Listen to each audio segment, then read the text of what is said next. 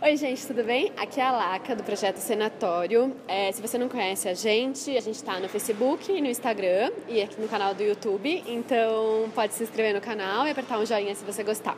Hoje a gente está aqui na Oficina Cultural Oswald de Andrade e a gente vai falar com o pessoal do Coletivo Vaga sobre a montagem deles Y-Control e alguns outros assuntos que rolaram também. Então fica de olho que a gente vai soltar bastante material nos próximos dias. Eu vou pedir no começo para vocês se apresentarem, então. Eu sou o Maurício Perussi, diretor do Y-Control, do espetáculo, e também do Coletivo Vaga, que é o coletivo que fez esse espetáculo. Você apresentar mais do que isso ou isso tá bom? Eu acho que tenho essa curiosidade também para entender como são as funções num grupo de teatro, sabe? O que você faz? Você é o diretor, né? Eu sou diretor. É claro que a gente trabalha em processo colaborativo, né? Então, a função do diretor no processo colaborativo ela não é só dirigir, né? Ela tem uma série de outras implicações, que é desde programar o conceito, as ideias, o processo, né? Enfim, e dirigir o espetáculo também, pensar em ensinação. É mais uma concepção geral, né? Que você acaba atuando.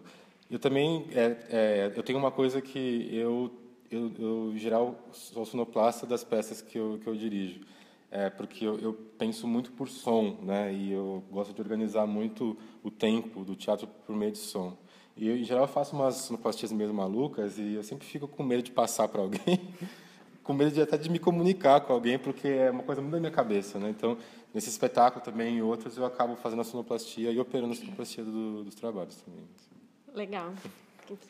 Eu sou a Sofia Boito, sou atriz aqui no Vaga, né, no coletivo, nessa peça, no Y-Control.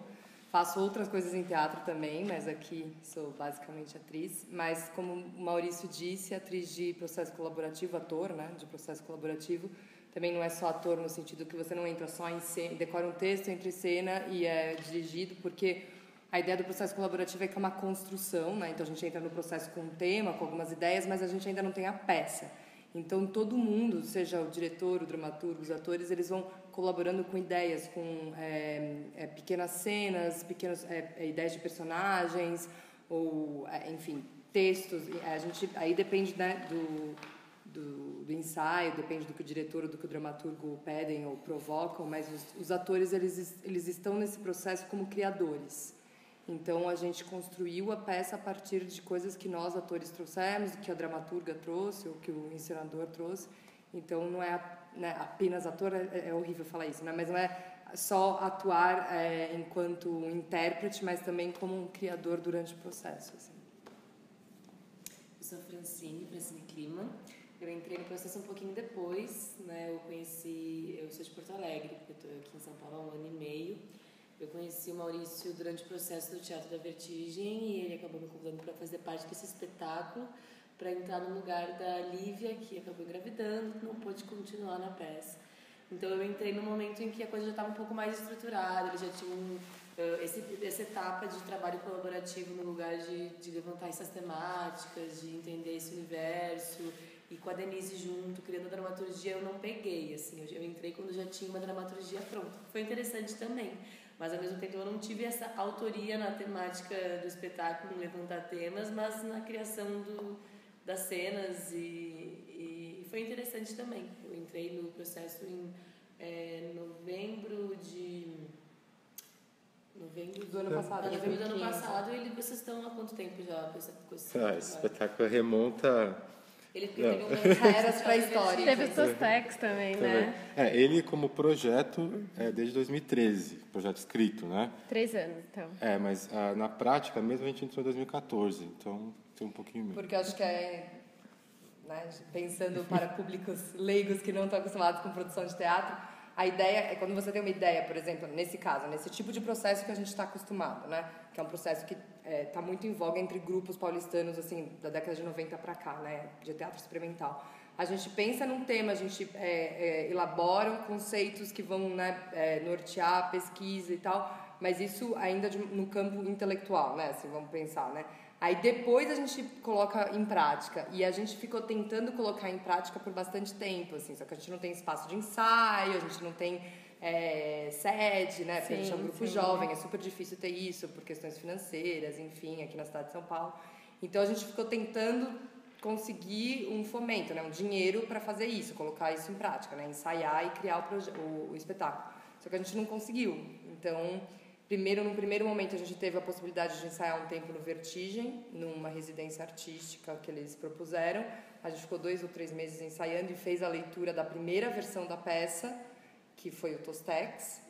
E aí a gente continuou tentando batalhar um lugar e outro espaço, um dinheiro para produzir a peça, depois dessa primeira versão, porque a gente sabia que não era a versão final também, e não conseguimos de novo. Uhum.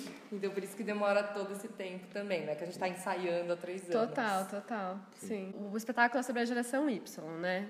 E eu saí dele super tocada, né? Eu acho que bastante gente sai num clima meio de silêncio, assim, né? Eu queria saber como que surgiu esse tema dentro das discussões de vocês. Era uma coisa desde o começo ou foi uma coisa que veio depois? Então, acho que eu posso começar falando porque acho que foi eu que lancei essa ideia primeiramente pro grupo, com a Lívia no grupo, né? Antes da Francine chegar e tal. Eu lancei a ideia, o grupo comprou, né? E a gente foi desenvolvendo. Eu acho que essa centelha assim, de pensar na geração Y surgiu mais no passado ainda, em 2012. Eu estava... Não sei. Eu acho que eu me inspiro muito por angústia, sabe? A angústia me inspira, assim, em geral. Claro que coisas boas também me inspiram, mas acho que primeiro surge como uma angústia, sabe? O que fazer com esse negócio? E aí eu tinha uma angústia muito grande de ter uma sensação individual de fracasso, sabe? Assim, meio difusa, assim.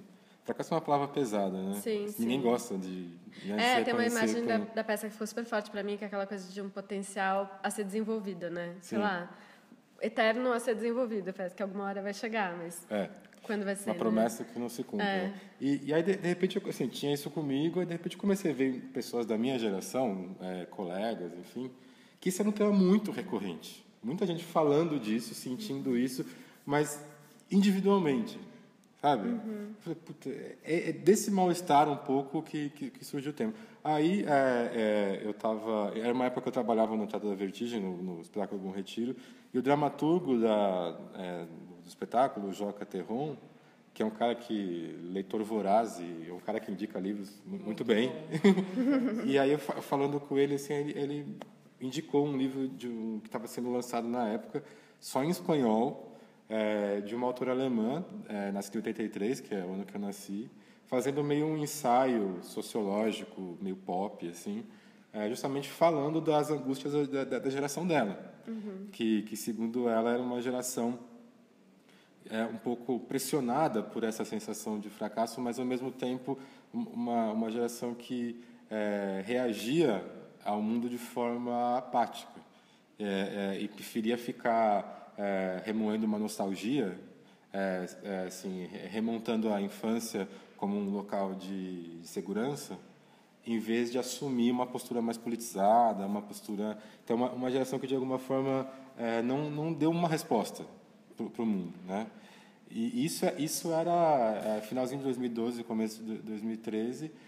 Eu levei esse projeto para o pessoal, todo mundo, acho que reverberou, né, no grupo. A gente decidiu escrever projetos, enfim. E quando a gente estava entregando o primeiro fomento, que foi no meio de 2013, estouraram as manifestações de 2013. Então, isso foi bem presente, né? Bem presente.